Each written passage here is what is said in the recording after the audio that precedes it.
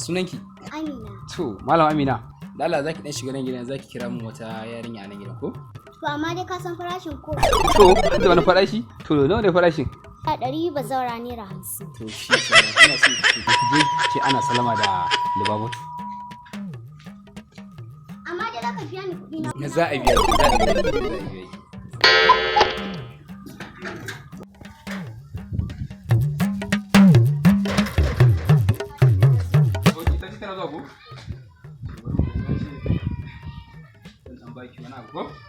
Yawwa, daga wannan ajiya ɗan sha rubu ko? Yawwa. Ah, baby. Haba shagwaballi. Haba sweetie. Ya kwana biyu. Haba baby.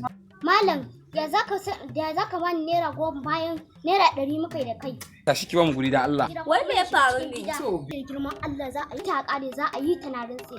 Sai in na ga dama sai na kora ta cikin gida ko kuma na shiga cikin gida na shirya mata ƙarya. Kawai samari su dinga ɗaukar wanka suna zuwa suna feshe mutane da ƙarya ba su da kwasisi dan laɓace kamar wani.